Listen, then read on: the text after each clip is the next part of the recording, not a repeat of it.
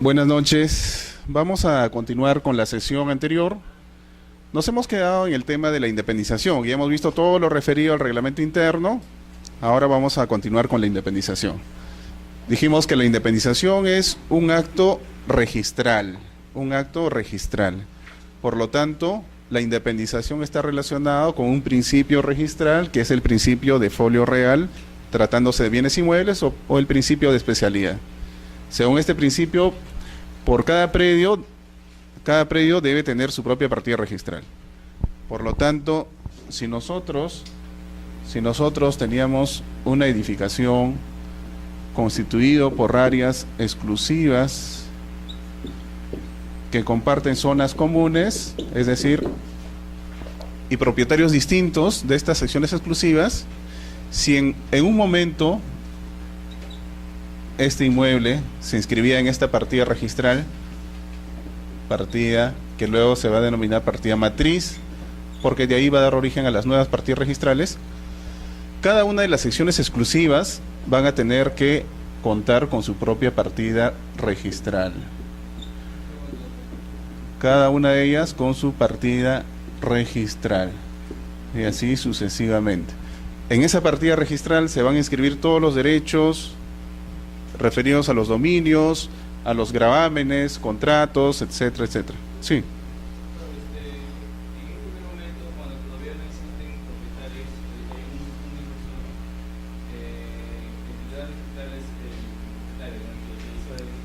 Así es. ¿En qué momento el terreno llega a ser como cuando ya comienza a vender al primero o el momento que quieres establecer? Claro. Nosotros dijimos que para que se configure el régimen, los requisitos son que existe una edificación, que existan propietarios distintos de las áreas privativas y que compartan zonas comunes. En ese momento existe el régimen. Pero se permite también poder independizar cuando existe solamente un titular registral, un solo propietario, porque se entiende que hay una vocación de transferencia, ¿no?, de futura. Y en el futuro, cuando recién se configure esa pluralidad en estricto, va a existir el régimen. Pero antes de eso, sí pueden contar con su reglamento interno, se puede designar a un presidente de la Junta, pero es simplemente para fines operativos. Porque es mucho más fácil realizar todos esos actos cuando hay un solo titular que cuando ya son distintos los propietarios. Así es. Cuando hay un solo propietario, él es el dueño exclusivo. Entonces no podríamos hablar todavía de áreas privativas y comunes. Es solo para efectos registrales. Pero cuando ya se logra transferir el dominio de una sección exclusiva, es en ese momento en que sí ya se configura el régimen. La independización, entonces, es ese acto registral de crear partidas registrales. Dentro del régimen de propiedad exclusiva y propiedad común, para poder independizar va a ser necesario algunos requisitos. Y esos requisitos son, en primer lugar, contar con el reglamento interno. El reglamento interno que debe estar otorgado con las formalidades que ya hemos visto. Documento privado con firmas legalizadas del propietario o del presidente de la Junta de Propietarios o escritura pública. Asimismo, tienen que presentar una memoria descriptiva de la independización. En esa memoria descriptiva, como su nombre lo indica, se van a señalar por niveles, por pisos, las secciones exclusivas y las zonas comunes que conforman la edificación, indicando sus áreas, el destino que van a tener, si va a ser vivienda, comercio, los linderos y medidas perimétricas. Asimismo, se debe acompañar en un plano perimétrico, un plano de independización. Estos documentos deben ser concordantes entre sí y deben ser concordantes también con la fábrica, con la declaratoria de fábrica, porque nosotros estamos partiendo de que la fábrica ya está inscrita, pero nada impide de que también aquí se pueda presentar la fábrica, el reglamento interno, la independización, todo conjuntamente. No existe ningún obstáculo. Y es más, para complicar un poco más, también podrían presentar los títulos de transferencia de dominio de las secciones exclusivas. Todo se podría realizar en una sola presentación. Son varios actos, cada uno va a generar un derecho registral, pero se puede presentar conjuntamente.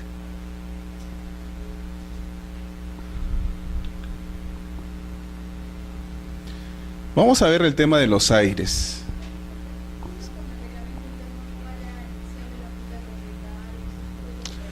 En el reglamento interno hay un capítulo que va a regular todo lo referido a la Junta de los Propietarios. Entonces, a la elección del presidente. Si existe pluralidad de propietarios y hay titulares distintos, entonces en ese reglamento interno obligatoriamente tiene que designarse al presidente. Pero si aún no hay pluralidad, solamente hay un propietario, entonces la norma no regula ese supuesto, pero se ha entendido que ahí no va a ser obligatorio, sino es facultativo. Podría designarse el propietario como presidente también, la inmobiliaria como presidente de la Junta. El tema de los aires. Los aires son la superficie final de una edificación, el techo, digamos, y que puede tener alguna, obviamente que tiene alguna utilidad para los propietarios. Los aires van a tener la condición van a tener la calidad de común o exclusivo dependiendo de qué es lo que se ha consignado en el reglamento interno. Si en el reglamento interno no se ha señalado, la norma va a presumir que esos aires son comunes. Entonces es importante señalar en el reglamento interno, si es que se quiere reservar, que esos aires van a corresponder a determinado propietario o al propietario del predio matriz, de la inmobiliaria, la constructora, una persona natural, etcétera, etcétera. Estos aires pueden ser independizados como una sección exclusiva más. En ese caso estamos hablando de una reserva de aires con independización. Es decir, esos aires se están reservando para ser edificados en el futuro. Quizá por el momento aún no puede edificarse, los parámetros no lo permiten, pero el derecho de propiedad, el dominio sí va a permitir su independización. Para poder independizar es necesario asignarle un porcentaje de participación y un acceso.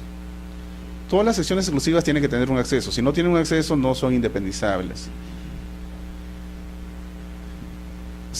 Pero también, si el propietario o si los propietarios así lo desean y no cuenta con ese acceso, esos aires, esa reserva puede quedar en la partida matriz, puede quedar en esta partida. No se independiza, sino en el reglamento interno se va a consignar aires reservados a favor de tal sección, del propietario de tal sección.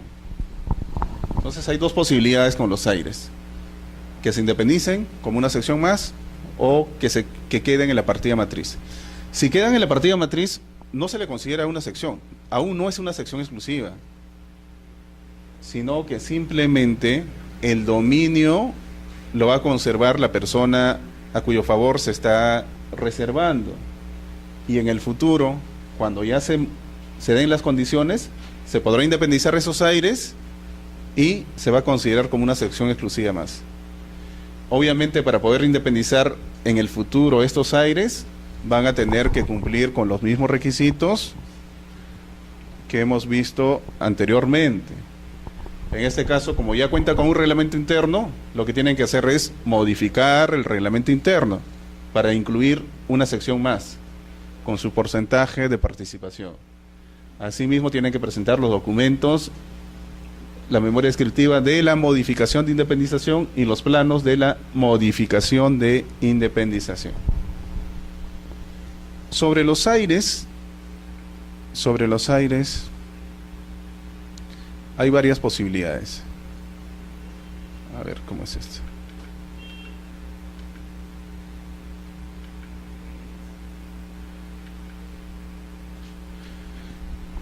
El tema de los aires es un tema siempre polémico, porque si en el reglamento interno no han señalado si esos aires van a quedar reservados a favor de algún propietario, nosotros decimos, y la norma así lo señala, que esos aires se van a presumir como bienes comunes. Bienes comunes. ¿Y qué es lo que tendrían que hacer? ¿Qué es lo que tendría que realizarse si se quisiera que esos aires pertenezcan a algún propietario? ¿Pero? Independizarlo. ¿Qué más? Si los aires son comunes, ¿quién es el propietario? Todos los propietarios de las secciones exclusivas que constituyen la Junta de Propietarios. Es una zona común, así como la escalera, el pasadizo.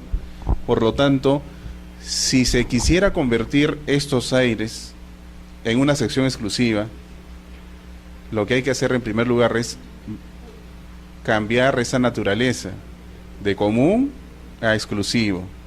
Ese acto de conversión de común a exclusivo se denomina desafectación. Desafectación de una zona común.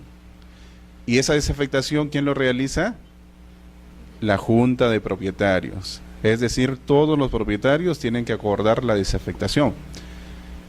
Y si adicionalmente a la desafectación, porque producto de la desafectación se convierte en una zona, en un área exclusiva. ¿Y quién va a ser el propietario de esa área exclusiva? Todos, ¿verdad? Todos los propietarios se convierten automáticamente en copropietarios. Aquí ya estamos hablando de una copropiedad ordinaria, regulada por el Código Civil. Los aires ahora van a ser una sección exclusiva y los titulares van a ser todos los propietarios, pero se convierten en copropietarios. Esa copropiedad es distinta a la copropiedad que tienen sobre las zonas que aún siguen siendo comunes, sobre la escalera, etcétera. Porque nosotros hemos dicho que en el régimen de propiedad exclusiva y propiedad común, el titular tiene un dominio exclusivo sobre las zonas privativas y una copropiedad especial sobre todo las áreas comunes. Y esa copropiedad especial se rige por la 27157, no se rige por el Código Civil. Pero si nosotros desafectamos un área y lo convertimos en exclusivo, automáticamente todos los propietarios se convierten en copropietarios de esta nueva sección exclusiva y su dominio se va a regir ya no por la 27157, sino por el Código Civil. Si quisieran vender, por ejemplo, estos aires a un tercero, ¿se requiere el acuerdo de quiénes? De todos, acuerdo unánime. Son copropietarios. Ahí hablamos ya de una copropiedad normal. Es como si todos... Los aires... El porcentaje de participación se va a calcular en base al criterio que han adoptado.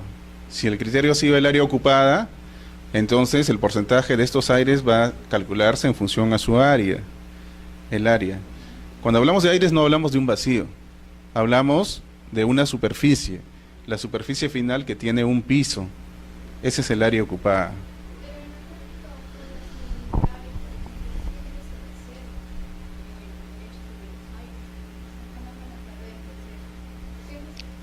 Si se reservan, entonces ellos son propietarios. Claro, muchas veces transfieren al propietario del último piso, ¿no? El último piso, incluidos sus aires, le venden los aires. De repente no lo han independizado, pero consta la reserva. O también pueden independizarlo. Sí.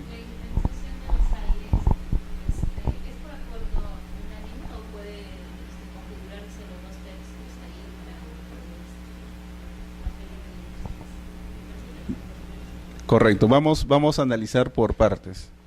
En primer lugar, estamos partiendo de que los aires son comunes, porque así lo ha señalado el reglamento interno. ¿Qué es lo que tenemos que hacer para poder estos aires independizarlo como una sección exclusiva a favor de un propietario determinado? Son dos pasos. En primer lugar, desafectarlo, convertirlo de común a exclusivo. Y en segundo lugar, la transferencia del dominio. Todos los propietarios de las secciones exclusivas tienen que transferir el dominio mediante algún acto jurídico. Puede ser a título gratuito o a título oneroso, donación, compraventa, etc. Esos son los pasos normales. Eso es lo que normalmente debería realizarse. Pero con la directiva, sí.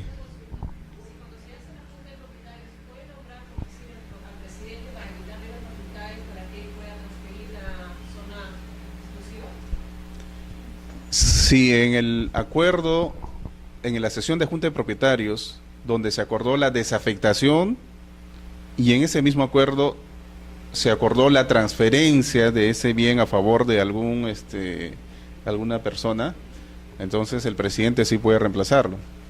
Porque aquí estamos hablando que la desafectación no se ha desafectado no para que los propietarios de las secciones exclusivas tengan dominio, una copropiedad, sino se ha desafectado para transferirlo a otra persona.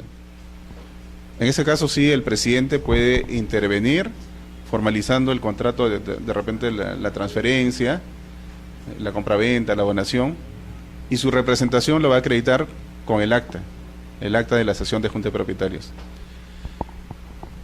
Para este acuerdo de desafectación y transferencia, si es simultáneo, se requiere mayoría calificada. La mayoría calificada está constituido por las 2/3 partes de los porcentajes de participación, 66.6%. Entonces, estamos hablando de desafectación y transferencia simultáneamente. Pero si la sesión de la Junta ha sido solamente para desafectarlo y convertirlo en una sección exclusiva, automáticamente va a configurarse una copropiedad ordinaria. Y si quieren transferir más adelante, ahí ya no hablamos de mayoría calificada, sino es una copropiedad ordinaria, tiene que haber unanimidad. Entonces, son dos actos. Si se realizan simultáneamente, solo se requiere mayoría calificada.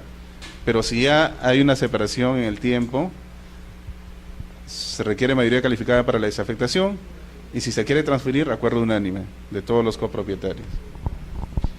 Eso es lo que normalmente ocurre y debería ocurrir. Sin embargo, la directiva 340 del 2008 de la SUNAR ha establecido algunos supuestos para facilitar este acto vinculado con los aires. Estos actos vinculados con los aires. La directiva parte de lo siguiente: los aires se presumen sociales, porque eso dice la norma, salvo que lo contrario conste en el reglamento interno o en los títulos traslativos de dominio. Si no se ha señalado nada, siempre se va a presumir que son comunes. Entonces, crea la figura del reconocimiento de la propiedad preexistente. ¿Qué significa esto? Es una especie de rectificación. Si al momento de otorgarse el reglamento interno no hubo pronunciamiento, se van a presumir comunes. Pero, según la directiva, algunos cuestionan que se haya ido de repente, está yendo más allá de una norma que simplemente debe permitir la inscripción de los actos. Según esta directiva, ese pacto en contrario, con lo cual ya no se va a presumir que es común, puede ser reemplazado por un acuerdo posterior de la Junta de Propietarios. Entonces, ese acuerdo posterior se va a realizar en determinados supuestos. En primer lugar, si la condición de esos aires no han sido señalados en el reglamento interno, se presume que son comunes, salvo que lo contrario conste en el reglamento interno.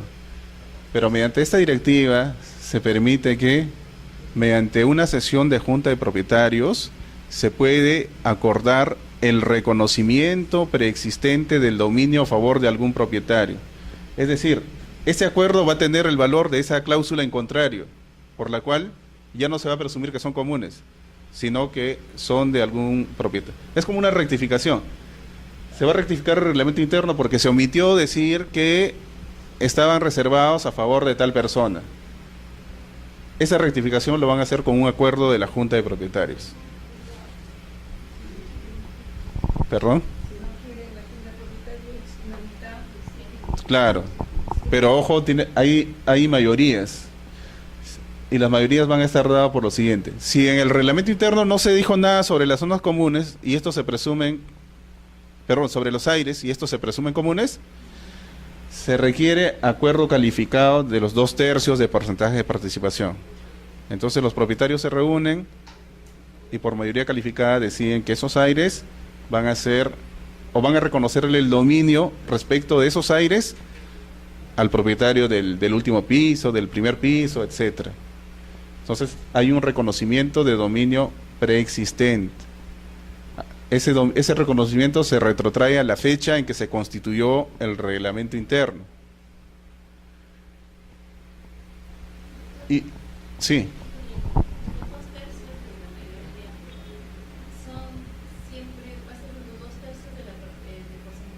Total de porcentajes. Así es. Así es. No importa, no importa. Por eso que en estos acuerdos generalmente no hay segunda convocatoria, o sea, porque en segunda convocatoria tiene que ser igual, el mismo quórum que la primera. Entonces no es relevante. Pero esta directiva va más allá, porque inclusive dice, si en el reglamento interno se ha señalado que los aires son comunes, o sea, expresamente se ha señalado que son comunes, también puede modificarse esa condición con un acuerdo de la Junta de Propietarios, mediante el cual se le reconoce el dominio a algún titular. Pero en este caso, cuando en el reglamento interno sí han señalado que son comunes, se requiere acuerdo unánime. Es decir, que todos los propietarios estén de acuerdo en reconocerle el dominio a algún titular. Ya no opera. Al final de cuentas, estos reconocimientos lo que están evitando es realizar los actos normales que habíamos dicho. Acuerdo de desafectación y luego transferencia mediante un instrumento público. Aquí simplemente va a estar un acuerdo de la Junta de Propietarios. Una sesión, presentan copia certificada del acta donde consten esos acuerdos y se va a inscribir el dominio a favor de algún propietario. Pero ojo que estos reconocimientos son a la fecha en que se constituyó el reglamento interno.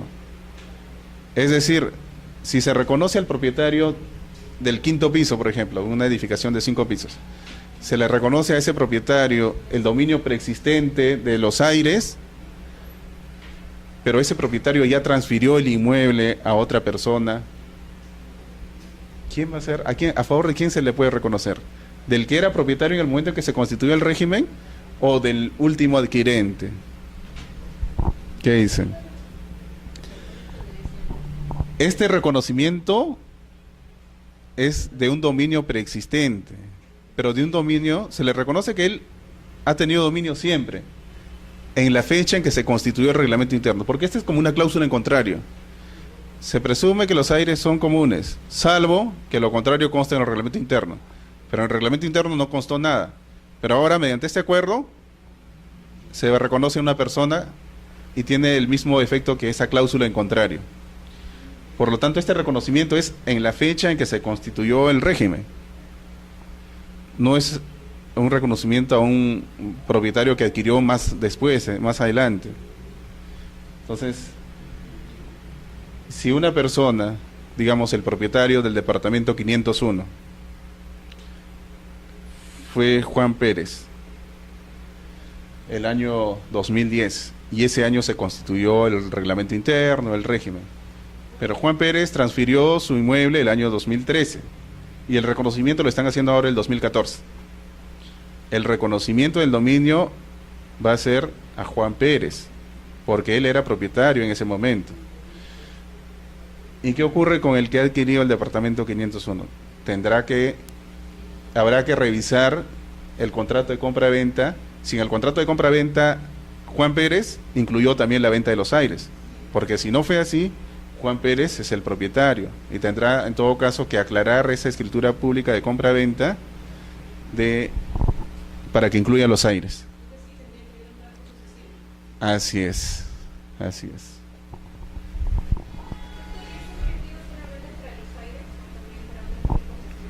También para otro tipo de zonas comunes puede aplicarse. Obviamente, zonas comunes que pueden ser transferibles. Porque si tenemos nosotros un pasaje de acceso, entonces no podríamos desafectarlo, porque por su naturaleza siempre va a ser común. O escaleras, no podríamos nosotros desafectarlo, transferirlo a otra persona, ya se desnaturaliza el régimen. ¿Quedó claro el tema de los aires? Sobre el tema de los aires, en realidad, en la actualidad los aires han adquirido mayor importancia, ¿no? Mayor valor, porque Si nosotros vamos a alguna urbanización, algún distrito que aún no ha tenido crecimiento hacia arriba, vemos muchas casas de un piso, 2 pisos. Pero esas casas en realidad tienen ahí la posibilidad de, si no pueden ellos construir, seguir construyendo, pueden vender esos aires. O algunos inversionistas también tienen la posibilidad de adquirir esos aires y luego seguir construyendo. Entonces también de por medio hay un interés económico.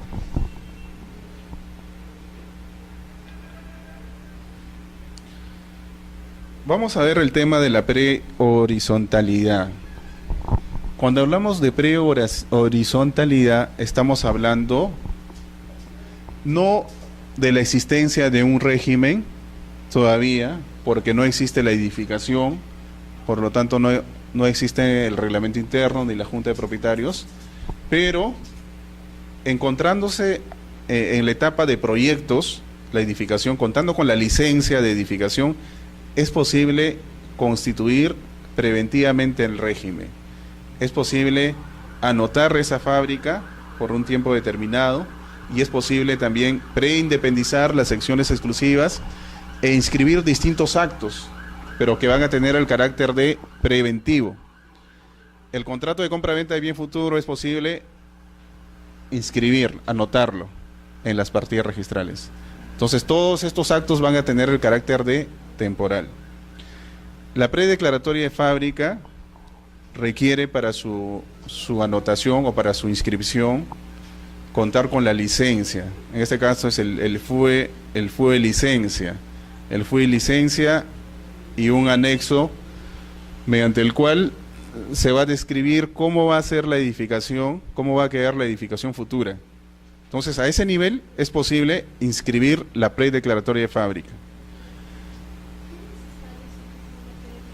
No es obligatorio, sino es facultativo. Algunos lo hacen porque más adelante, cuando se inscribe en forma definitiva la fábrica, todo lo anotado preventivamente se convierte en definitivo. Entonces pueden ganar tiempo o pueden también, como las partidas están preindependizadas, en esa partida pueden inscribirse otros actos. La compra-venta, por ejemplo, puede también anotarse preventivamente.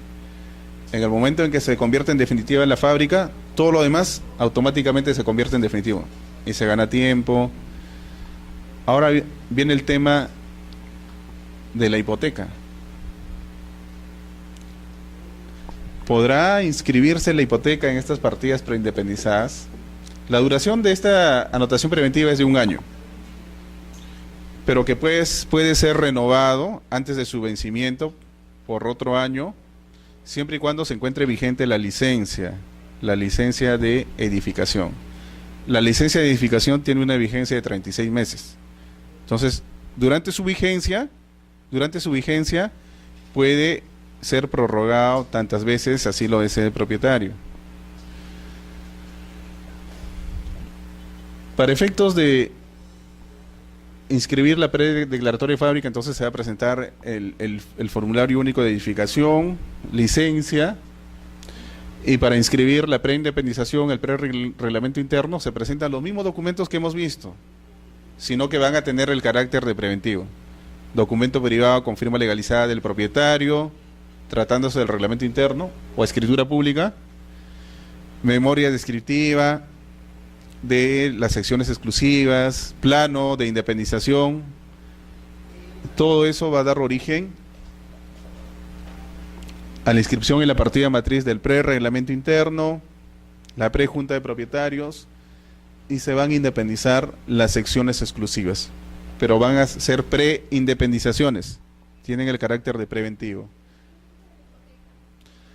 El tema de la hipoteca. ¿Se puede o no se puede constituir una hipoteca sobre un inmueble que aún no existe? Estamos hablando de bienes futuros, porque esta es una anotación preventiva, una preindependización. El Código Civil señala que la hipoteca puede recaer sobre bienes presentes, futuros. Tienen que ser sobre bienes presentes, existentes. no puede recaer sobre bienes futuros. Por lo tanto, es un requisito de validez de la hipoteca. Es un requisito de validez de la hipoteca. Sin embargo, en esta directiva se hace una interpretación en el sentido que, si bien nosotros nos encontramos en un régimen de propiedad horizontal donde aún no existe la edificación, por lo tanto las secciones exclusivas tampoco no existen, pero el derecho del propietario, el derecho exclusivo, al derecho exclusivo se suma un porcentaje de participación sobre las zonas comunes. Y una de las zonas comunes es el terreno. Y el terreno sí existe. Por lo tanto, podría entenderse aquí como válida la inscripción de la hipoteca.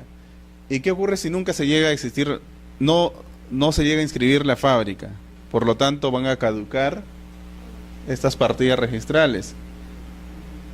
En ese caso, el derecho del acreedor hipotecario va a recaer sobre el terreno, en el porcentaje de participación. Bueno, es una interpretación que se ha hecho en esa directiva, pero en la práctica no ha tenido acogida, porque yo creo que los acreedores no sienten garantizado su crédito cuando se anota en esta partida registral. Los acreedores quieren que se inscriba en forma definitiva el dominio del deudor y la hipoteca. En ese momento recién sueltan el dinero al propietario, al vendedor de las secciones exclusivas. Eso es lo que ocurre. Fue una creación teórica, pero no tiene mucha acogida.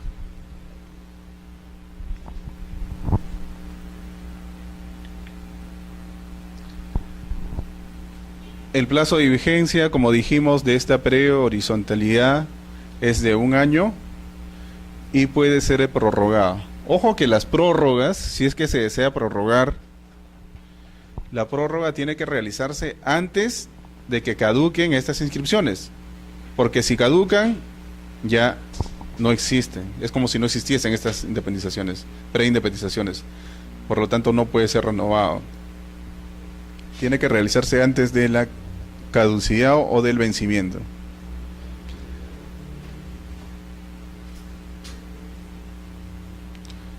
Esta caducidad opera simplemente para el transcurso del tiempo. Y una vez que caduca, se van a cerrar las partidas preindependizadas. Las partidas preindependizadas.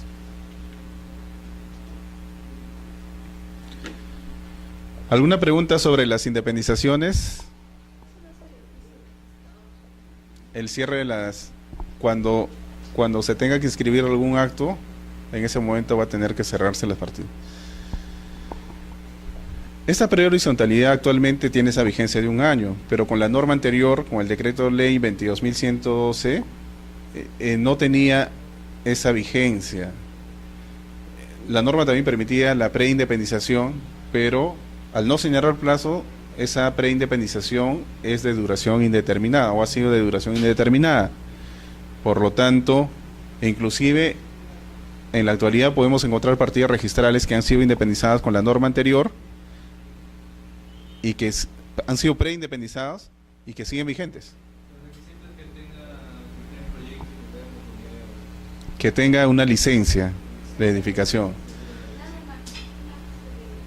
El FUE, que exista la prefábrica, y a partir de eso se puede ya el titular del dominio. Entonces, con la norma anterior, esta preindependización no tiene un plazo, no tenía un plazo de caducidad. Por lo tanto, en la actualidad podemos encontrar algunas partidas registrales que han sido preindependizadas en su momento y nunca se han convertido en definitivo.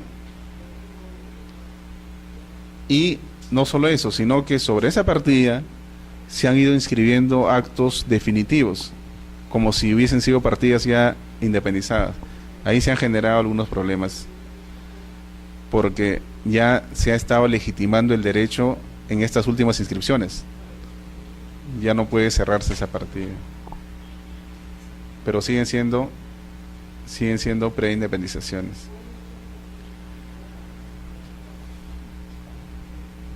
Ahora vamos a ver el tema de la junta de propietarios. Este es un tema también que cada vez tiene más demanda, porque este boom inmobiliario ha permitido la construcción de edificaciones en los últimos años, pero después de repente de estar viviendo no meses, sino algunos años, recién los propietarios de las secciones exclusivas sienten la necesidad de realizar un acto para poder permitir el aprovechamiento, el disfrute de su sesión exclusiva. Recién ahora necesitan realizar actos de mantenimiento, de repente de mejorar algunas áreas, de repente de pronto empiezan a ver que existe filtraciones, humedad en algunas zonas de la edificación, de las zonas comunes. Entonces necesitan celebrar actos jurídicos, de repente necesitan reclamar ante el anterior propietario que les transfirió el inmueble, o quieren cobrar algunas cuotas a alguno de los propietarios que ya no pagan, los morosos. Entonces, para todos estos casos se va a requerir que estén organizados y que cuenten con un representante legal. El representante legal va a ser el presidente de la Junta de Propietarios. Actualmente el representante legal es el presidente de la Junta de Propietarios. Entonces la Junta de Propietarios no es sino la reunión de todos los propietarios. El conjunto de propietarios van a constituir la Junta de Propietarios.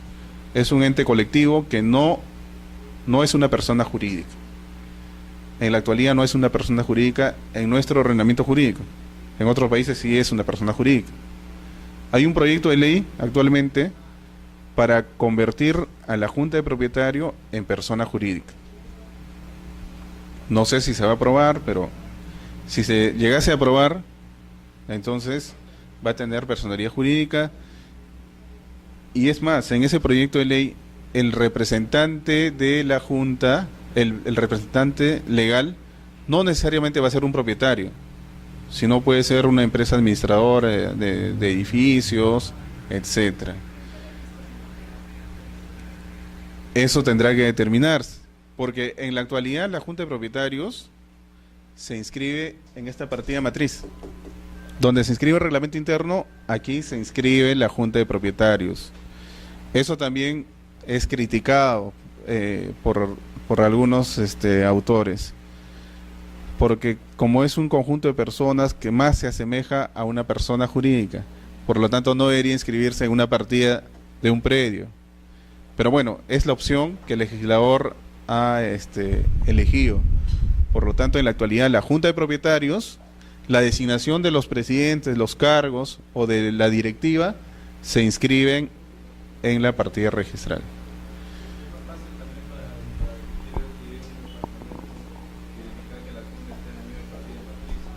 También, así es. Tienen el reglamento interno, la Junta de Propietarios y los actos inscribibles relacionados con la Junta de Propietarios. No todos los actos se inscriben, solamente son algunos que están señalados expresamente. Respecto a los actos que se inscriben, aquí nos regimos por el sistema de números clausus.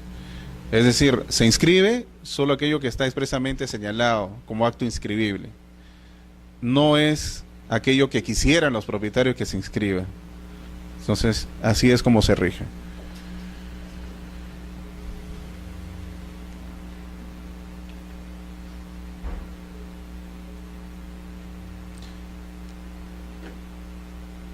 La Junta de Propietarios, entonces, se va a otorgar con el reglamento interno. En el momento en que se inscribe el reglamento interno, ahí se va a regular todo lo referido a la Junta de Propietarios. Respecto a cuándo van a ser las sesiones de esta Junta de Propietarios, hay una sesión ordinaria, hay una sesión extraordinaria, se va a señalar quién convoca, generalmente es el presidente quien convoca estas sesiones, se va a señalar con qué anticipación debe convocar a estas sesiones. Si no lo señalan, se aplica la ley 27157 y su reglamento, que dice que debe ser con una anticipación de 5 días. Se tiene que señalar de qué forma se va a convocar. Entonces, si no lo señalan, igual se aplica la norma. Generalmente la convocatoria se realiza mediante un medio que permita dejar constancia de su recepción, mediante unas esquelas, citaciones, mediante unos avisos, pero no hay impedimento para que la Junta pueda establecer otro mecanismo. En algunos casos se establecen publicaciones en el diario. sobre todo tratándose de centros comerciales, que son de repente los más delicados o conflictivos. Y la obligación de designar al presidente de esta junta de propietarios, como lo habíamos dicho, va a ser cuando se configure la pluralidad. En ese momento va a ser obligatorio. Si no hay pluralidad, no es obligatorio. Y la mayoría de los registradores admiten la posibilidad de inscribir cuando no hay pluralidad, pero este es algo facultativo. Sí. ¿Hay algún límite de cargos? No hay un límite, porque en principio el presidente, bueno, el presidente es el representante legal, pero la norma permite que la Junta pueda contar con una directiva, es decir, contar con un secretario, un tesorero, pero la norma no señala que pueden ser solamente 3, 4 cargos. En el reglamento interno se pueden establecer, puede haber un fiscal, de repente algunos cargos facultativos. Eso ya depende de la voluntad de los propietarios. Doctor, si ya está vencido el mandato, ¿se puede hacer una modificación de elección de junta directiva? ¿O tiene que estar vigente la junta directiva para elegir nuevo, o sea, modificar el rango interno para los cargos y establecer una presentación de junta directiva? Sí, ahora vamos a ver ese tema. Sí. La designación del presidente de la Junta de Propietarios. Cuando hay pluralidad, cuando ya se configura la pluralidad, propietarios distintos de las secciones exclusivas, en ese caso es obligatorio. Pero si solamente hay un propietario, en estricto todavía no hay una junta porque hay un solo titular que es dueño de todo el inmueble, en ese caso la norma no lo señala, pero se entiende, como la norma dice que es obligatorio, cuando hay pluralidad, se interpreta que cuando no hay pluralidad no es obligatorio, sería facultativo. Entonces ya depende del titular si designa o no al presidente.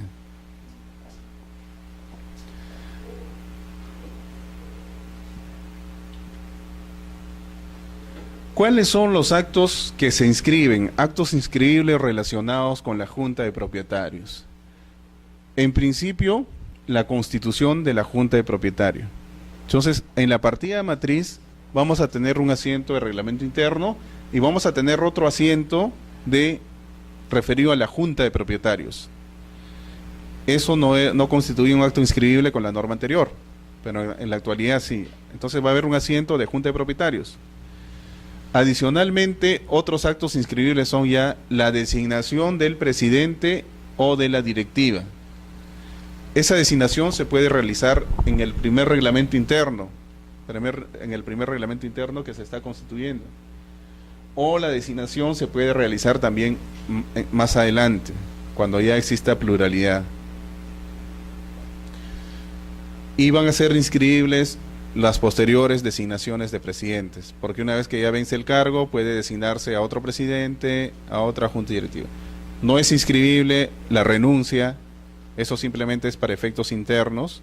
Podría dar origen sí a la inscripción de una nueva junta directiva, ¿sí? En el caso, por ejemplo, de que cuando todavía hay un solo titular, se hace la elección eficiente facultativamente, ¿no? Se hace un reglamento interno y comienzan a transferir a secciones exclusivas. Digamos que para los nuevos propietarios que ingresan al edificio como propietarios, tienen que esperar que se vendan todas las secciones exclusivas para que puedan ellos formular un cambio de la interno, o puede ser precisamente mientras van llegando. Ya, en principio cuando se va a configurar la pluralidad desde el momento en que venda una sección exclusiva. Vende una sección exclusiva, entonces el adquirente tendrá un porcentaje, el que le corresponde a esa sección, 10%, por ejemplo. Y el propietario de las otras secciones, que es la inmobiliaria, la vendedora, tendrá el 90%. Pero ahí ya se configura. En ese momento podría modificarse el reglamento interno, podría convocarse la Junta para algún acuerdo. Si se ha designado como presidente la vendedora, la constructora, la inmobiliaria, entonces es ella la que tiene que convocar. Pero si no se ha designado presidente, podrían en ese momento designarlo. podrían designarlo. Pero hay que tener en cuenta, si la mayoría de porcentaje lo tiene la inmobiliaria, de repente no va a ser posible. Pero si ya empiezan a vender otras secciones exclusivas, ya sería más factible. Al final se vendió su mandato de la propietaria o de la constructora. ¿Quién convocó? Eso vamos a verlo ahora. Sí, sí se puede, ¿no? Sí se puede, pero no lo convoca el presidente. No, aquí no aplicamos nosotros las normas de personas jurídicas no societarias. En personas jurídicas no societarias sí, el presidente de la junta directiva en una asociación, así haya vencido su mandato, puede convocar para la elección de una nueva junta directiva. En la junta de propietarios no se aplica esa norma. Correcto. Aquí quien va a convocar, el reglamento, el Tribunal Registral y el reglamento de inscripciones ha establecido la posibilidad, ha establecido una salida. También se cuestiona la legalidad, porque el reglamento de inscripciones solo debería regular requisitos para su inscripción. Aquí ha ido más allá de eso, pero por un tema práctico también, para efectos de que puedan inscribirse estos cargos. Y permite que un grupo de propietarios, cuyo porcentaje sea por lo menos el 25%, pueda convocar. Pero esa convocatoria es solamente para efectos de la designación del presidente, para que nuevamente, si es que perdió el cargo de presidente vigente, para que retome, o si nunca lo tuvo, también para que se dé inicio.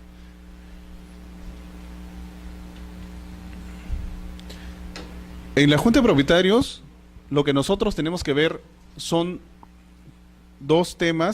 tres temas importantes. En primer lugar, la convocatoria. La convocatoria tiene que cumplir determinados requisitos para que sea válida.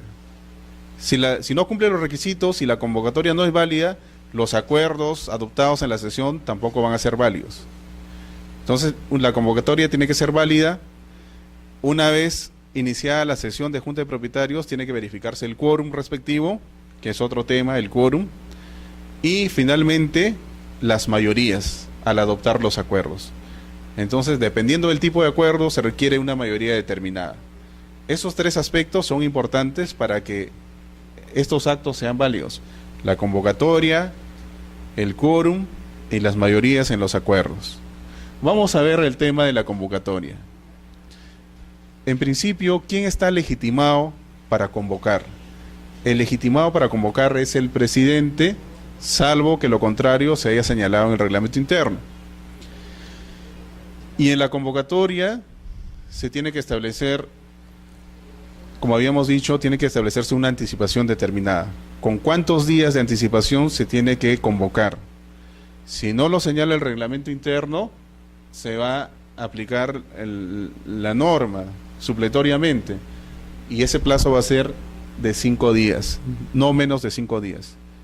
Si se ha convocado y se ve que la fecha de recepción de la citación es 4 días antes de la sesión, entonces esa convocatoria no es válida. Por lo tanto, se tacha el título. No es válida. Entonces, esos detalles que parecen pequeños son importantes. Estas formalidades tienen que cumplirse y originan muchas observaciones o tachas. Entonces tenemos en la convocatoria la anticipación. Otro tema es el lugar. ¿Dónde van a reunirse? ¿Dónde se va a celebrar la sesión de Junta de Propietarios? La 27157 señala que el lugar donde deben reunirse es en el edificio. O sea, es en el edificio donde tiene que celebrarse la sesión de Junta de Propietarios. Excepcionalmente hay resoluciones del tribunal que han admitido la posibilidad de reunirse en otro lugar cuando físicamente no sea posible hacerlo en el edificio. Por ejemplo, el área común donde van a reunirse es de este tamaño y son de repente 100 propietarios los asistentes. Entonces no es posible reunirse aquí. O sea, físicamente no es posible. Es una cuestión excepcional que permite o podría permitir la designación de otro lugar. Pero eso tiene que constar en el acta mismo de la Junta de Propietarios. Los medios, ¿cómo se convoca? Los medios. La norma da la posibilidad a que se establezcan los distintos mecanismos. Es más, es posible que esta convocatoria sea también mediante medios electrónicos, correos electrónicos, etcétera. Pero siempre tiene que constar un cargo de su recepción. Normalmente se presentan unas esquelas, unas citaciones que se entregan en soporte papel, pero puede ser cualquier otro medio. Eso lo regulan los propietarios. Entonces tenemos aquí que se debe convocar mediante avisos, que son las esquelas, y adicionalmente mediante carteles. Estos carteles se tienen que publicar en lugares visibles de la edificación. Lo que se acredita al registro son los avisos. Los carteles muchas veces presentan declaraciones juradas, pero no se le exige. En algunos casos los usuarios presentan sus carteles, o sea, lo han despegado de la vitrina, de la pared, lo doblan en 8 y lo adjuntan al título. Sí, no, al final de cuentas, no, porque al final lo que se verifica es los avisos, o sea, las esquelas, eso es lo que se ve. Y es más, en la actualidad se permite la presentación de declaraciones juradas para reemplazar a estas a las esquelas. Entonces, estas esquelas deben contener todos estos requisitos. En la esquela debe constar quién es el convocante, que debe ser el convocante legitimado. En el caso del presidente, para poder convocar, el presidente tiene que tener inscrito su mandato y su inscripción tiene que estar vigente en la fecha de la convocatoria.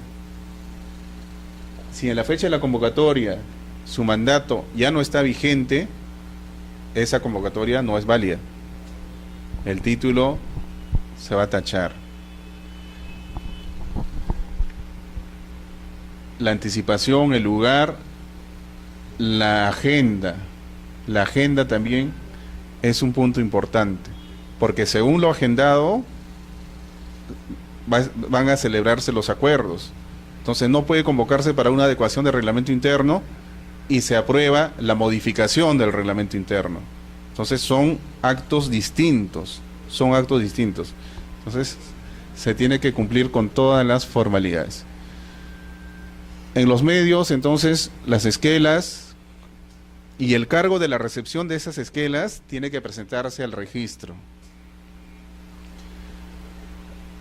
El contenido de esta esquela tiene que señalarse el día, la hora, las materias a tratar, si es una sesión ordinaria o es una sesión extraordinaria, la hora. En el caso de las sesiones ordinarias, cuando se convoca a una primera y segunda citación o sesión, en primera convocatoria, entre la primera y la segunda, tiene que transcurrir 3 días, o dependiendo de lo que señale el reglamento interno.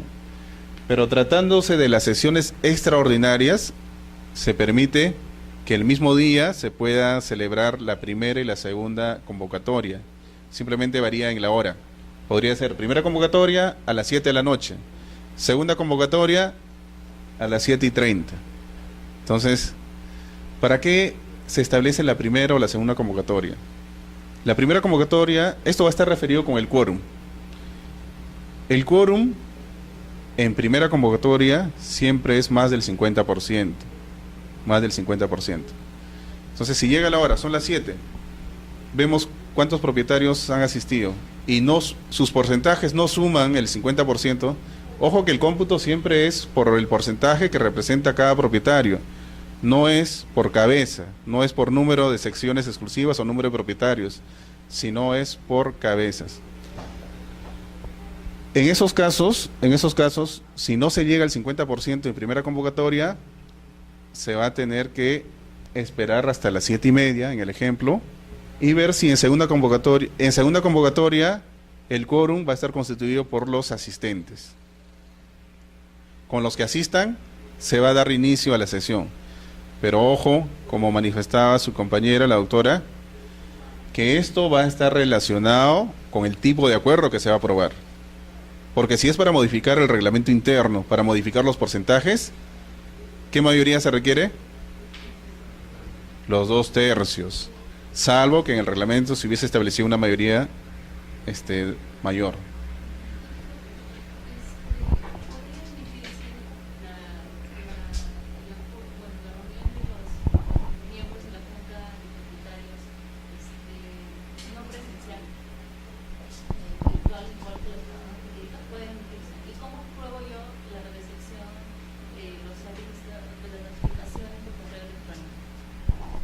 Ese es un tema interesante y que de acá a un tiempo, y en la práctica muchas veces se da. Muchos propietarios no tienen tiempo para reunirse y simplemente se convoca. Es más, también muchos acuerdos se toman mediante el correo electrónico. Todos dan su conformidad, conforme, y se va aprobando. Sobre todo si no es numerosa. Obviamente, si eso está regulado en el reglamento interno, va a ser válido. Pero en el registro no se tiene pues la posibilidad de verificar la cuenta, si se le ha notificado, ahí hay un tema de autenticidad. En primer lugar, ¿cómo sabemos si ese correo le corresponde a esa persona? Entonces, los correos que utilizamos son los correos públicos, ¿no? Gmail, Hotmail, pero esos correos no te garantizan. Yo puedo crear un correo con el nombre de alguna otra persona. Entonces no hay la certeza de que efectivamente esa persona sea el titular de esa cuenta. Y en segundo lugar, si ha recibido en la fecha, en la hora. Entonces, para efectos de que sea válido ese mecanismo, hay requisitos que también están establecidos en la norma. Hay normas especiales sobre firmas digitales, certificados digitales. Pero en el registro, como aquí prima la autonomía de voluntad de las partes, si las partes en su reglamento interno, si los propietarios han establecido esa posibilidad, va a ser válido. Y al registro tendrán que presentar de todos modos un acta o una constancia, y el presidente o una persona que ha autorizado va a tener que dar fe. Entonces, siempre en el registro siempre va a funcionar el mecanismo, o se va a acreditar mediante un documento. Por ahora, más adelante, cuando exista un registro digital, cuando ya el uso de las firmas y certificados digitales sea masivo, como DNI electrónico, por ejemplo, cuando el domicilio no sea solo un domicilio real, sino un domicilio digital, donde cada persona, cada peruano, del momento en que nazca, cuente con una cuenta, y a esa cuenta se le envíen todos los actos del Estado, en ese momento va a ser, de repente, la acreditación va a ser simplemente a través de esos correos. Esto entonces son todos los aspectos que tenemos que tener en cuenta para efectos de que la convocatoria sea válida. Muchas observaciones se presentan porque no se acredita correctamente. Los cargos, por ejemplo, los cargos de recepción tienen que tener la firma y la fecha de recepción para ver la anticipación, la fecha de la anticipación. La notificación tiene que realizarse en la sección exclusiva de los propietarios, salvo que el propietario haya comunicado a la Junta otra dirección, pero si no, siempre tiene que notificarse. ¿Y qué ocurre si no, el propietario no vive ahí? La casa está cerrada, o alquilado, por ejemplo, ¿no? Entonces, de todos modos, la notificación, o no quiere recibir, de todos modos tendrán que dejar constancia, o para efectos de evitar suspicacias, también es válido la comunicación mediante cartas notariales.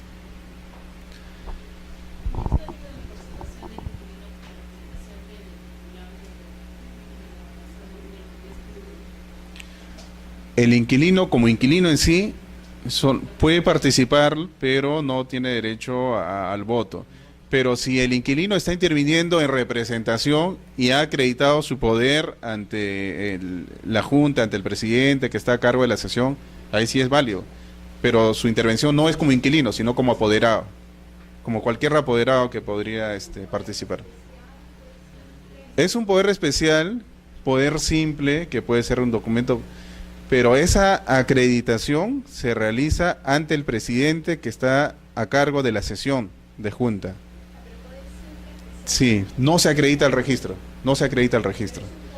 Es un poder, no, un poder simple, un poder simple. Y si presenta un poder inscrito en el registro, entonces, si es un poder simple, para cada sesión va a tener que acreditar un poder específico para esa sesión. Pero si está otorgado por un instrumento público, ya puede ser para todas las sesiones. En ese tema de la convocatoria, entonces es importante que se notifique en el domicilio de los propietarios de las sesiones exclusivas. En algunos casos se presentan problemas porque inclusive envían cartas notariales, pero quien recepciona es el conserje. ¿Será válida esa notificación? ¿Por qué no dejaron debajo de la puerta? Le entregan al conserje. Entonces ahí no es válida esa notificación. A veces argumentan que no le permitieron ingresar a dejar la carta.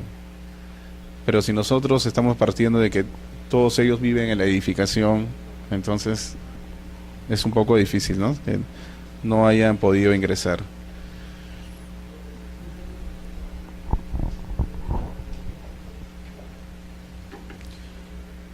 Esto es lo que tiene que necesariamente cumplirse. Con estas formalidades tienen que cumplirse en la convocatoria. Ahora vamos a ver, en cuanto al convocante y lo que manifestó el doctor y la doctora, ¿qué ocurre si el presidente que debería convocar no tiene inscrito su mandato? O sea, nunca se inscribió el cargo de presidente. En ese caso, el reglamento de inscripciones del registro de predios señala que quienes pueden convocar son los propietarios cuyo porcentaje por lo menos alcanza el 25% de porcentaje de participación en los bienes comunes. Ojo que esta convocatoria es solo para efectos de la elección de un presidente. Entonces la norma regula este supuesto. No hay presidente inscrito y para elegir al primer presidente, para inscribir al primer presidente, extrarregistralmente podrían tener su presidente, pero nunca lo inscribieron. Entonces lo que prima es la realidad registral, digamos. Para el primer presidente, quienes pueden convocar son el 25%. Salvo que el reglamento interno haya previsto que el presidente, aún así haya vencido su mandato, puede convocar para la elección de un nuevo presidente. Eso es válido. O sea, en el reglamento interno puede establecerse esa posibilidad. ¿Y qué ocurre si se eligió a un presidente, pero ya venció también su mandato? O sea, se eligió a un presidente, no es que no existe, este supuesto es para los casos en que no existe un presidente inscrito. Entonces, para elegir al primer presidente, el reglamento ha previsto esa posibilidad. Pero ¿qué ocurre si el presidente sí se inscribió, pero caducó, venció su mandato? En ese caso, el Tribunal Registral ha entendido que estamos ante un supuesto de acefalía, es decir, no hay presidente, y por lo tanto también se van a aplicar estas normas, se van a aplicar esta norma. En ese caso, cuando hay acefalía, cuando el mandato ya ha vencido del presidente, es posible convocar al presidente.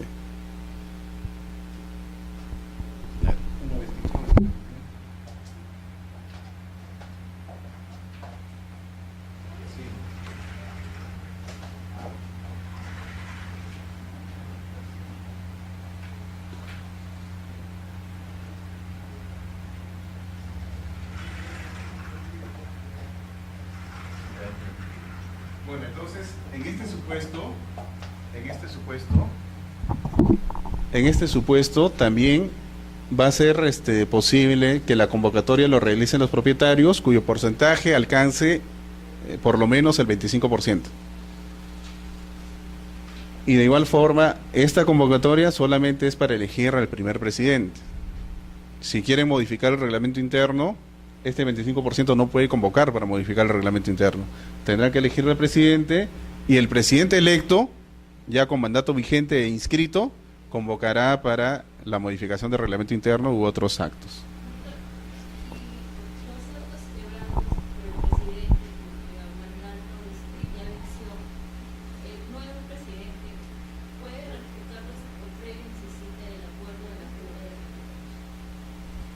Sí, es un tema importante respecto a la vigencia del cargo. Los acuerdos o los actos que pudo haber realizado una persona podrían ser ratificados por la Junta de Propietarios, ¿no? Hasta ahí no hay mayor inconveniente. El problema se presenta cuando, por ejemplo, el día de hoy nos reunimos, elegimos a la doctora como presidenta de la Junta de Propietarios y decimos que su mandato va a ser no a partir de hoy día, sino se va a retrotraer al 1 de enero de este 2014. Eso, por ejemplo, no es válido, porque tanto la convocatoria, el acuerdo, todas las formalidades se han realizado para elegir recién a partir de hoy.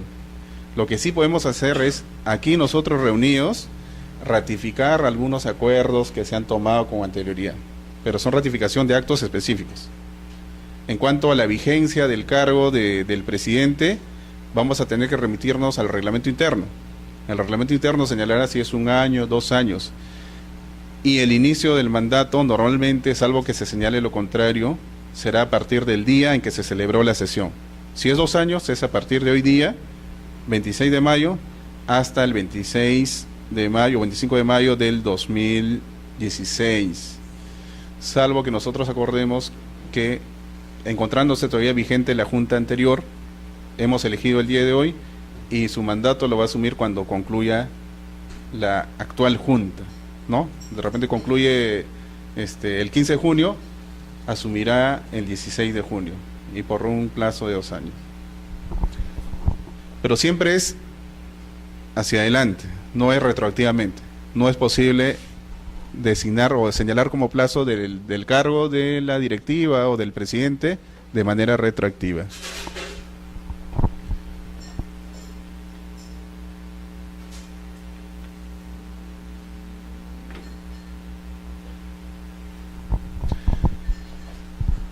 Tenemos entonces la junta que ha sido convocada válidamente, cumpliendo todos los requisitos. Llegó el día de la sesión, entonces hay formalidades que tienen que cumplirse.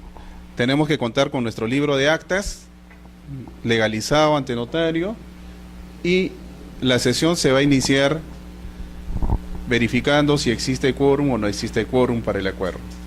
Entonces, el quórum, como habíamos dicho en primera convocatoria, es más del 50% de los porcentajes de participación, y en segunda convocatoria va a estar constituido por los que asistan, dependiendo del acuerdo.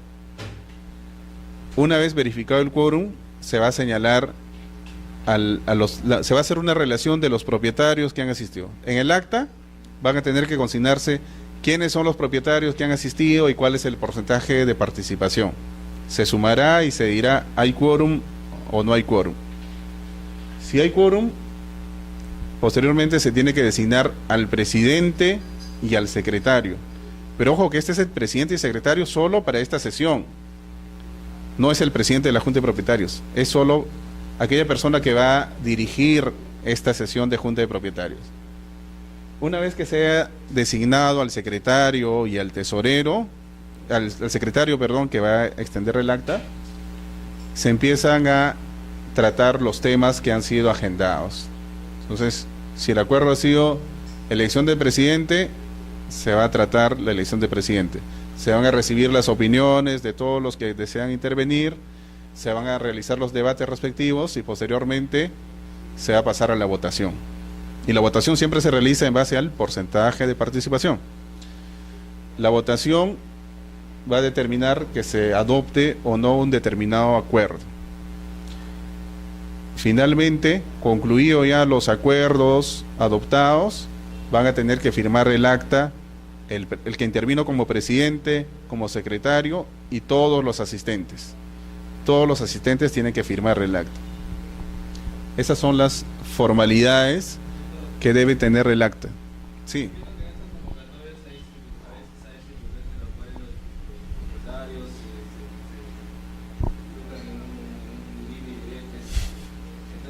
¿Qué pasaría si los que asisten están divididos, bandos, digamos así, asisten pero no quieren firmar los acuerdos porque siempre no están de acuerdo? Si no se llega a un acuerdo, se dejará constancia en el acta. Si no quieren firmar, también dejarán constancia en el acta. Entonces, muchas veces, cuando el tema ya es muy delicado, pueden llevar, por ejemplo, pueden llevar a un notario para que presencie y certifique y dé fe de algunas circunstancias. Es válido también. Respecto a los acuerdos, hemos dicho que los acuerdos van a estar relacionados con la agenda, con el tema.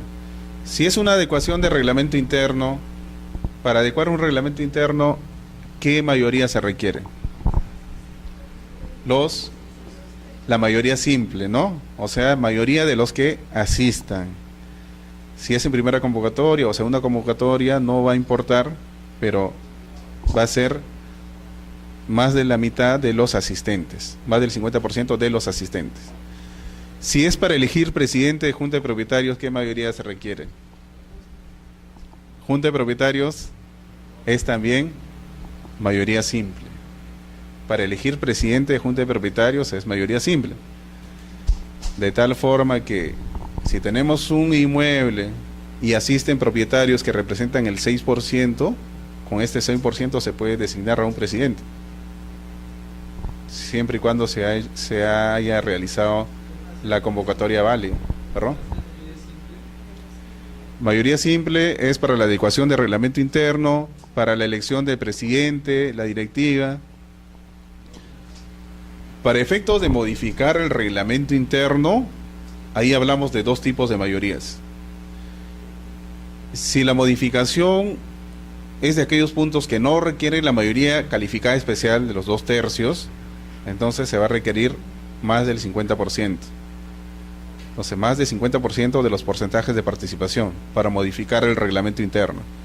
Pero si la modificación del reglamento interno está referido a los porcentajes, modificación de porcentajes, desafectación de zonas comunes y su transferencia, sesiones en uso, otros actos de disposición de las zonas comunes, se va a requerir los 2/3. Entonces, la mayoría calificada en la votación debe llegar a los 2/3.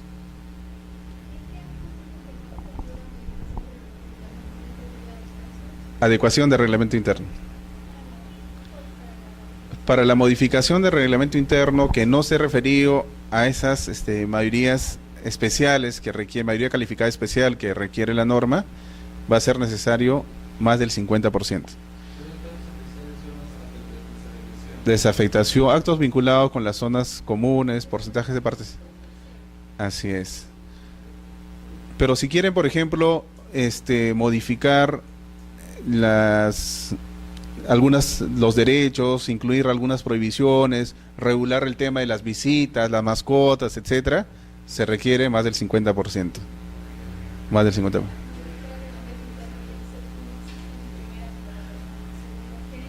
Tiene que haber, por eso que sí, ahí no se puede en segunda convocatoria con los que asistan a aprobar actos vinculados con la modificación del reglamento interno, porque siempre se va a requerir más del 50%. Salvo supuestos, hemos visto los supuestos de acumulaciones o subdivisiones de secciones exclusivas, en los cuales puede no ser necesario la reunión de la Junta de Propietarios, si es que se establece una cláusula previa de autorización. Eso también podría ser posible.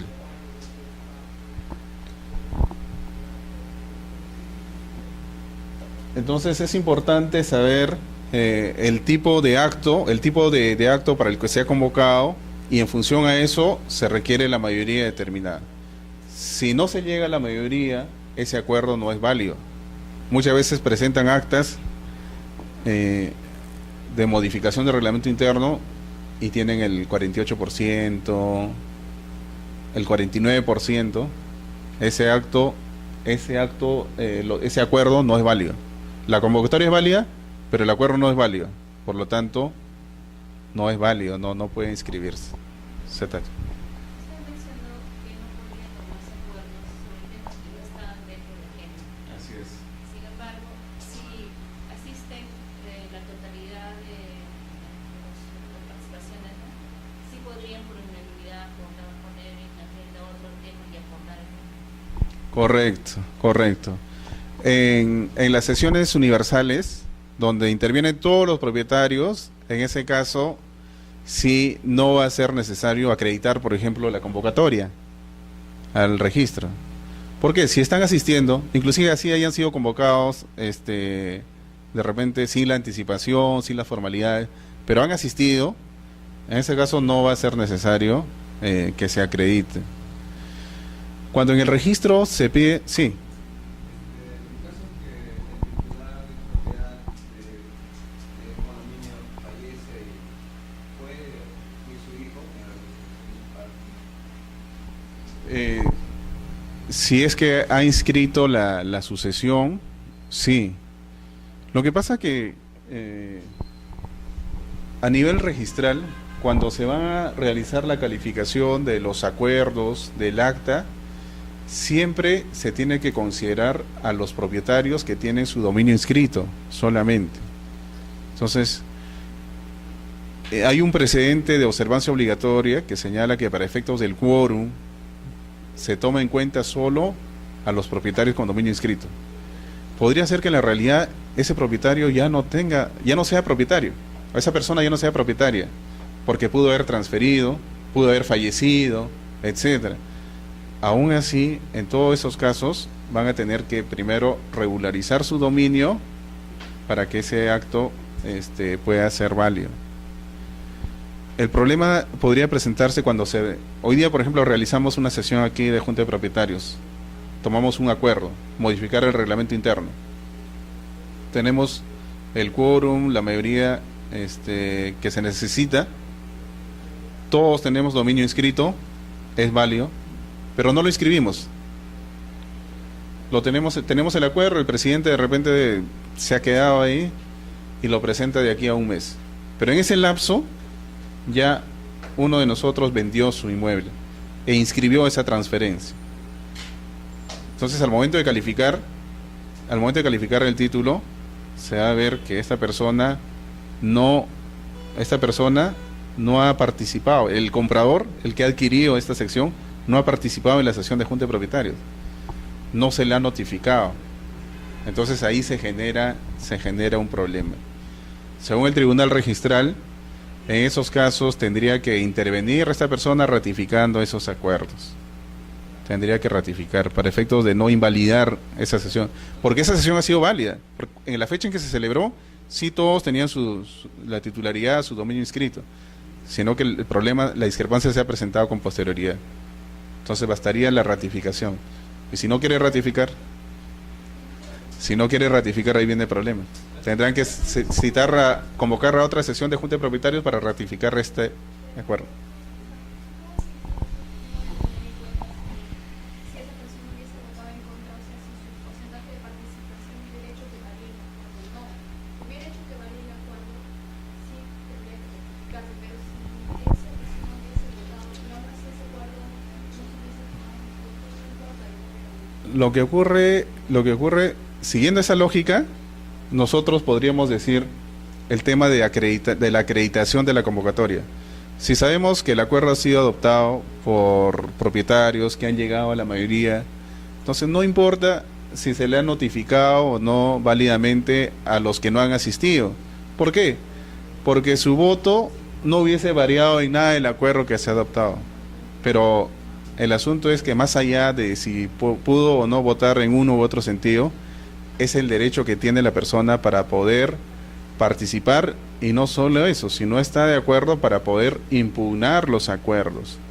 Entonces, para poder ejercer ese derecho que tiene él o el propietario, es necesario que esté válidamente notificado.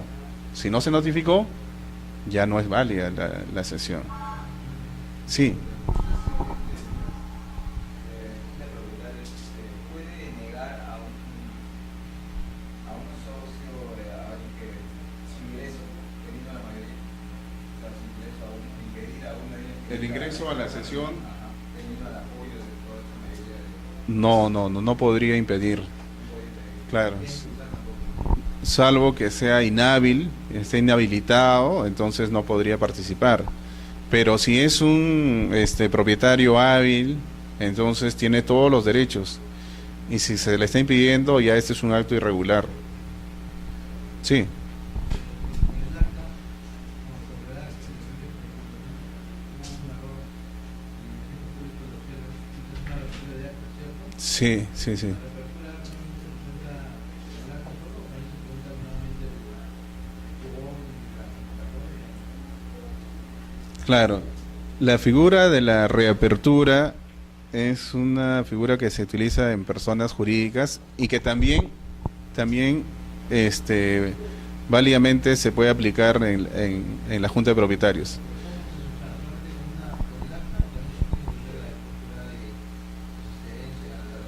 No. A ver, ¿qué es la reapertura? Nosotros tenemos una sesión que ha sido convocada válidamente, se celebraron los acuerdos, estos acuerdos y toda la forma en que se ha celebrado consta en un acta. Pero existe un error material al momento de extender en el acta. El error es en el acta, ¿correcto? O alguna omisión también al extender el acta. En esos casos se permite reaperturar esta acta, esta sesión reaperturar en fecha posterior, obviamente, y todos los que han intervenido en la sesión, los que han asistido y han adoptado el acuerdo, todos ellos nuevamente tienen que volver a firmar el acta que se está reaperturando. No es necesario una convocatoria, acreditar que ha sido, porque eso ya sería una nueva sesión. Aquí no estamos hablando de una nueva sesión, sino de que nosotros nos hemos reunido, hemos elaborado un acta, pero nos hemos de repente equivocado al consignar un dato. Nuevamente elaboramos otra acta en fecha posterior que va a ser de reapertura. Es como si nuevamente abrimos esa acta anterior para rectificar, pero obviamente es en fecha posterior. Y esta acta reaperturada lo tenemos que firmar todos los que hemos suscrito también el acta que es materia de la reapertura. A registro se presenta copia certificada de esta acta reaperturada, nada más. No. Lo tienen que firmarlo todos los que han suscrito el acta que es materia de la reapertura, salvo que en la sesión de Junta de Propietarios se autorizó expresamente que cualquier reapertura puede ser realizada puede ser firmada solo por el presidente y el secretario, etc. En ese caso sí, bastará la firma de ellos. Pero si no lo han hecho, entonces van a tener que intervenir todos. Sí. Ese propietario que no fue válidamente notificado, ¿cómo puede actuar? Si un propietario que no ha sido válidamente notificado y ya se tomó el acuerdo, es más, se inscribió el acuerdo, entonces lo único que le correspondería es impugnar judicialmente, sí, la validez de ese acuerdo y anotar la demanda, ¿no? Para que no En la primera junta, por decirlo, en la primera junta convoco y constituye mi junta directiva, ¿no? En la junta, para la junta de propietarios. Por decir, nombro ahí 7 integrantes. Inscribo y me sale observado. Y cuando voy a refacturar mi acta, todas las personas, todos los integrantes de la junta directiva ya no pueden ingresar y solamente la factura con 5. ¿Está bien? no es válida, porque ya no es una reapertura. O sea, tienen que intervenir todos los propietarios. Y ojo que cuando se designa a una directiva, estamos hablando ya más allá del presidente, otros cargos, estos cargos tienen que estar previstos en el reglamento interno. Muchas veces presentan títulos, eligen al presidente y designan también un secretario, tesorero, pero no están previstos en el reglamento interno. Entonces, eso requiere que previamente se modifique el reglamento interno. O también se admite la posibilidad de que pueda el usuario, el presentante, desistirse parcialmente de su rogatoria, de la inscripción, y solamente solicitar la inscripción del presidente, que sí está regulado, y ya no la inscripción de los otros cargos, para que ya en el futuro puedan modificar el reglamento interno. También es posible.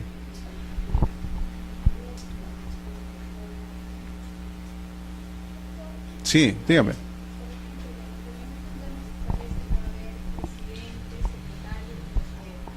¿Puede ser un mismo propietario presidente y tesorero a la vez? ¿Esos dos cargos? En principio, la directiva también tiene que reunirse, tiene que sesionar, tomar acuerdos por mayoría, y si solamente una persona tiene esos dos cargos, no podría cumplirse con las votaciones. Pero si el reglamento interno ha previsto esa posibilidad, entonces ahí sí, si ha previsto, ahí sí podría. Claro, no, así es, no podría.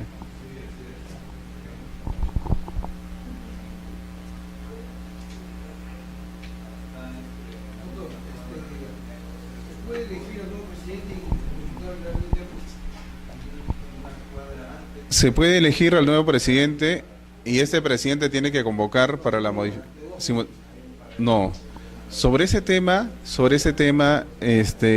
ya en las últimas resoluciones el Tribunal Registral ha precisado que en los casos de acefalía o cuando no hay un presidente electo, excepcionalmente, y aquí el reglamento de inscripciones ha ido más allá de la ley 27157 porque no regula esta posibilidad, en esos casos de manera excepcional el propietario cuyo porcentaje por lo menos llegue al 25% pueden convocar, pero es solo para ese acto, para nuevamente digamos otorgar la representatividad, la representación a la Junta de Propietarios, pero no puede, si bien de repente en los últimos tiempos han estado admitiéndose que en esa convocatoria también se incluían otros actos, pero ese acto podría ser cuestionado en cualquier momento. La validez de esos acuerdos podría ser cuestionada. La mayoría calificada.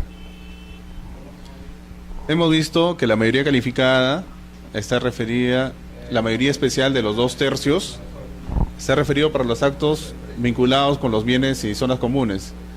La modificación de porcentajes, la desafectación, la venta, el gravamen, la cesión en uso. Si por ejemplo, si queremos los aires, si son comunes, queremos darlo en uso a una empresa de telecomunicaciones para que coloque su antena, etcétera, ese acuerdo tiene que ser adoptado por mayoría calificada, Entonces, pero hay limitaciones también. No todo bien común puede ser cedido en uso. Un caso particular fue, hay algunos distritos que han establecido que se debe dejar un estacionamiento para la visita. Entonces, en los certificados, en las normas que regulan los parámetros urbanísticos y edificatorios, se ha establecido que la edificación debe contar con tantos estacionamientos y adicionalmente estacionamientos para visita. Y estos estacionamientos para visita deben tener la calidad de bienes comunes. Entonces, así se inscribe la fábrica, la municipalidad así lo ha autorizado, pero cuando ya quieren independizar, a estos estacionamientos lo consideran como una sección exclusiva más, un estacionamiento más. Entonces ahí viene el problema, porque para la municipalidad ha restringido el derecho de propiedad de esta persona y le ha dicho que esas áreas van a tener que ser comunes necesariamente y no pueden ser exclusivos. Entonces, yo particularmente tuve un caso donde en la independización, en principio se había independizado como zona común estos estacionamientos. Había un solo titular registral, un propietario. Más adelante presentaron un título de rectificación o modificación de independización. Como era un solo propietario, era un acto sencillo, bastaba la intervención de él. Esa modificación consistía en crear nuevas secciones exclusivas. Estos estacionamientos de visita ahora se estaban independizando como secciones exclusivas. Entonces nosotros denegamos la independización porque aquí ya la municipalidad le había restringido el dominio, por lo tanto este estacionamiento no podía tener la calidad de exclusivo, sino de común. Ante ello, lo que hicieron fue lo siguiente.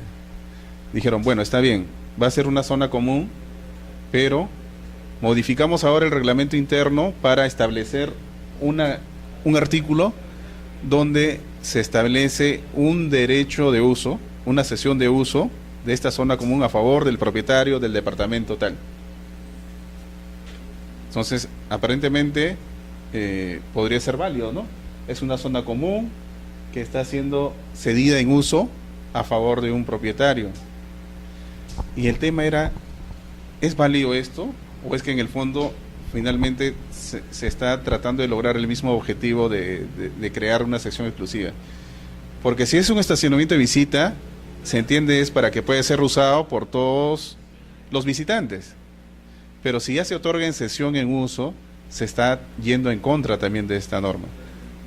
Entonces, el título fue apelado y el tribunal confirmó la apelación señalando que no podía irse en contra de una norma expresa. Surco, Miraflores, Jesús María, son principalmente los distritos que están estableciendo estos estacionamientos de visita. También en algunos casos se establece estacionamientos para personas discapacitadas. Y estos son zonas comunes o exclusivas. Muchas veces se presenta en la práctica de distintas figuras, pero tenemos que ir a la finalidad de la norma y si hay alguna restricción al derecho de propiedad. Estos actos, cuando se aprueben estos actos para los cuales se requiere mayoría calificada, la norma exige adicionalmente que se debe cumplir con alguna formalidad. O sea, los acuerdos adoptados tienen que ser notificados mediante carta notarial a los propietarios que no asistieron a la sesión. Esto sí es un requisito. Y hay un plazo de 20 días para que los propietarios que no asistieron puedan oponerse a esos acuerdos. Esto sí tiene que presentarse al registro. O sea, esa carta notarial comunicada al propietario que no asistió se presenta al registro y tenemos que verificar si han transcurrido los 20 días y no hubo oposición. No, oposición a la Junta. En la práctica, como el acuerdo ha sido adoptado válidamente, se notificó a todos los propietarios, se adoptó con la mayoría respectiva. En la práctica, esa oposición no va a invalidar el acuerdo va a ser válido. En todo caso tendrán que ir a la vía judicial, pero la norma exige que se tiene que acreditar al registro.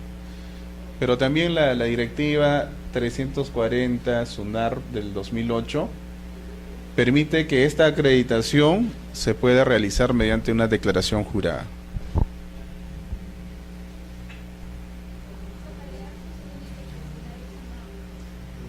Sí, para estos actos se tiene que cumplir con esa formalidad. Aquí estamos hablando ya, el acuerdo se ha adoptado con la mayoría requerida. Entonces, ahora lo que corresponde es notificar a los propietarios que no han asistido notarialmente el acuerdo adoptado. Así es. Siempre tiene que cumplirse, al margen de que se presente o no al registro para acreditar, pero tiene que cumplirse con notificar. Así es.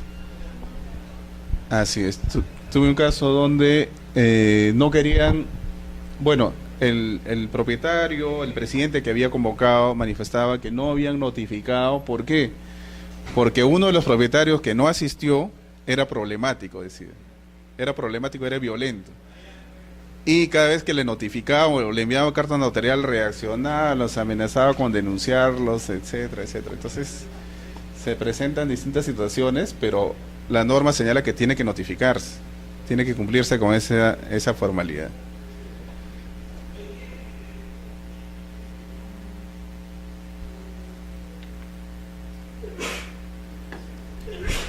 Salud. Las formalidades del acta.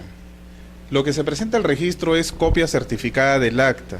Entendemos que existe un libro de actas y el notario está certificando que esa copia pertenece a ese libro que ha sido aperturado en tal fecha, que tiene tantas fojas, y este acuerdo, esta sesión, esta acta, se encuentra sentado de tal foja a tal foja, y tiene que señalar la fecha. Esa es la copia certificada que tiene que presentarse al registro. Muchas veces presentan copias legalizadas. O sea, le han llevado al notario, el notario simplemente ha verificado que es igual al original y simplemente ha legalizado. Eso no da mérito a su inscripción. Se requiere copia certificada con las formalidades que establece el decreto legislativo del notariado. Entonces, el acta debe cumplir con estas formalidades que les había señalado. Señalar el lugar, la fecha, dónde se están reuniendo, los propietarios que asisten, su porcentaje, el quórum, cómo se desarrolla la sesión, los debates, los acuerdos adoptados y la firma de los asistentes. La norma permite también que el reglamento interno puede establecer la posibilidad de que no todos los asistentes firmen, sino solamente alguno de ellos. También es factible. Lo ideal para nosotros es que firmen todos. Lo ideal para nosotros es que esté legalizada la firma de los asistentes, pero muchas veces no. Bueno, la norma no exige. Lo que la norma actualmente exige es que el presidente sí debe legalizar su firma en el acta, y el presidente debe señalar una declaración jurada del presidente en el sentido que las firmas que ahí aparecen corresponden a las personas que dicen ser. Pero esos son requisitos o formalidades del acta que el notario debe cumplir y que en el registro no se verifica. Pero debe cumplirse. Es una exigencia según las normas del notariado. El presidente de la Junta. La persona que intervino como presidente en la sesión.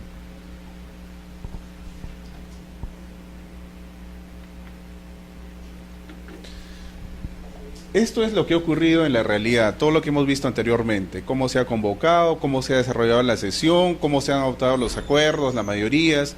Algunos acuerdos requieren ser notificados notarialmente a los propietarios que no han asistido, pero ahora vamos a inscribir esos acuerdos. Entonces, para inscribir esos acuerdos, lo que se va a presentar al registro es copia certificada del acta, lo que les he manifestado, con las formalidades que señala el artículo 104 del decreto legislativo del notariado.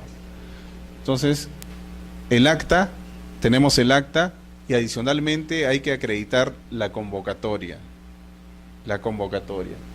Entonces, la convocatoria se va a acreditar presentando los originales de las esquelas de notificación con el cargo de su recepción.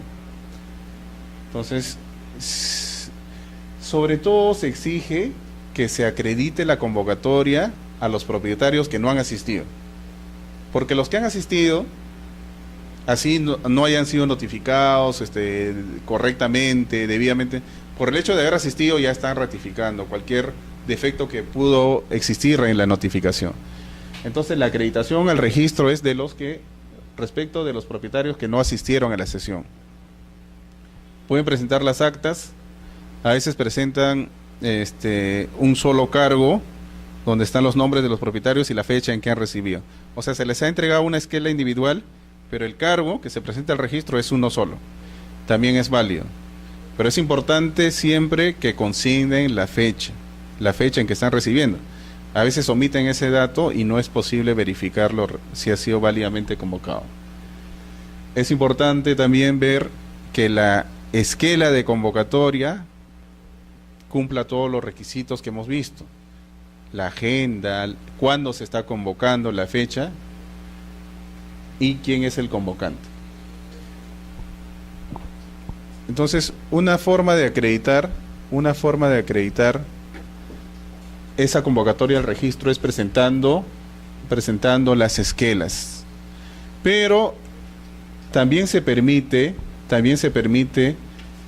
la presentación al registro de una constancia, que es una declaración jurada. Una constancia que el presidente convocante lo otorga, donde tiene que señalar sus datos y declarar que todos los propietarios han sido válidamente notificados, y se debe transcribir el texto de la esquela de convocatoria. El texto de la esquela de convocatoria. Ojo que esta constancia, esta declaración jurada, es solo para el registro. No significa que no se van, en la realidad no se ha notificado. Tiene que notificarse, tienen que archivar las esquelas. Si no, al registro pueden presentarlo o pueden no presentarlo. Cuando no se presenta, se va a adjuntar una declaración jurada. Si la convocatoria no lo realizó el presidente, sino el 25%, ¿quién va a otorgar esta constancia? Esta declaración jurada. El 25%, los propietarios que representen el 25%. Entonces, quien otorga la declaración jurada de convocatoria es el convocante, es el que legítimamente ha convocado. Si es un presidente que tiene inscrito su mandato y él ha convocado, él formulará la constancia. Algunas veces se convoca una sesión para elegir un presidente y el presidente electo otorga la constancia de convocatoria. Eso no es válido, porque el presidente electo no ha convocado, entonces él no puede declarar bajo juramento que la convocatoria ha sido válida. Quien emite la declaración es el convocante, sea el presidente o los propietarios que representen el 25%. ¿Y qué ocurre si han convocado los propietarios que representen el 25% y son como 100 propietarios? Ojo que se requiere aquí otra formalidad adicional, que la firma tiene que estar legalizada notarialmente del declarante. Si son 100 propietarios, los 100 tendrían que ir a la notaría para legalizar su firma, ¿no? En principio sí, pero se admite, según resoluciones del tribunal, se admite la posibilidad que en la sesión de junta de propietarios se pueda designar a una persona que va a emitir esta constancia. En ese caso, solamente esa persona puede otorgar la constancia de convocatoria.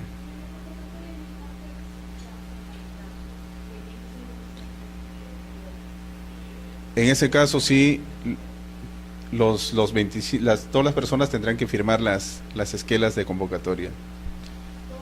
Todos los propietarios. Normalmente sería el presidente de la sesión. No. Cuando hablamos del 25% estamos hablando de cualquier propietario. Estamos hablando de la convocatoria.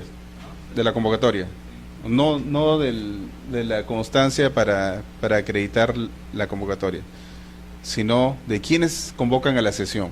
En principio es el presidente, pero ese presidente tiene que tener inscrito su mandato en la fecha que está convocando. Si no tuviese o no existiese presidente inscrito, pueden convocar el 25%. Pero ojo que es solo para elegir al presidente. La agenda es solo elección de presidente. Sí, tienen que firmar los 25. Sí, necesariamente. Lo que pasa es que la designación se hace en la junta y aquí recién están convocando. Salvo que otorguen poder, ¿no? Pero ahí ya tendría que ser un poder con todas las formalidades, porque ese poder se va a acreditar al registro. Entonces al registro se va a presentar copia certificada del acta y se debe acreditar la convocatoria para efectos de la inscripción de los actos contenidos en la sesión.